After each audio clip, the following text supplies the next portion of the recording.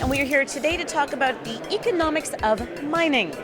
We are also here at CoinGeek Toronto, and you've given a presentation about mining and educating miners, I think was one of the points that you made. So can you describe why this is important to you? Why did miners need to be educated on the opportunities out there, including BSV? Well, a big part of it is that mining is about a social contract inherently with your ecosystem. So the rules of mining are simply that as miners, we're going to expend a lot of economic resources in electricity and hardware costs. And in return, our chain is going to do its absolute best to ensure that we as miners can secure revenues, but also that infrastructure providers will keep upholding the infrastructure of the network. Things like nodes, things like data centers, co-location, hosting. So these three participants in the mining ecosystem are incredibly valuable. Right now, part of the problem is no chain has gotten mining right. No chain has understood that it's not simply a financial or an economic game. It's a social and a psychological one, and it's a wonderful, brilliant ecosystem that has to be nurtured.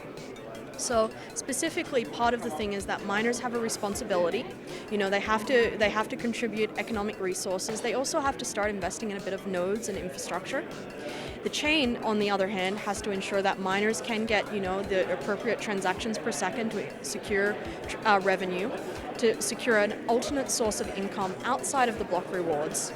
And then it's incredibly important that, especially as an infrastructure like Core Scientific, that we support that we invest in trying to get revenues up for miners, and not only electricity price low, but ensuring that an effective electricity cost or an effective hosting cost is also quite low. Okay, very good. Now, why is the BSV chain unique in the way that it treats miners and that it provides rewards to its miners? So right now, BSV has the opportunity to do this right, which is why I'm kind of here on behalf of a lot of miners, speaking and educating the BSV ecosystem. So right now on the Bitcoin chain, there's around $100 million daily that's missed, which is around $15 million lost transaction fees or lost miner revenue. So that's important right there. The other piece is that BSV has a chance to give miners a voice. Historically, miners are seen as second-class citizens in the ecosystem, that they're just profit chasers or mercenaries.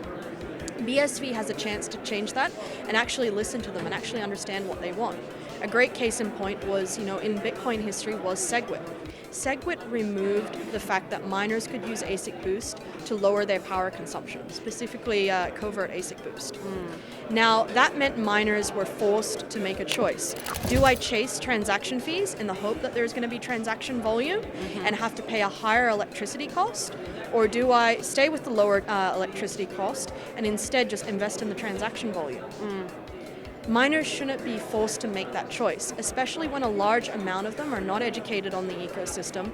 Stereotypically there's a divide between miners and the politics and the network and the chain. Yep. So this is one of the things that BSV has the chance to get right, and it's exciting because it's for the first time in 10 years that a chain is actually listening to miners.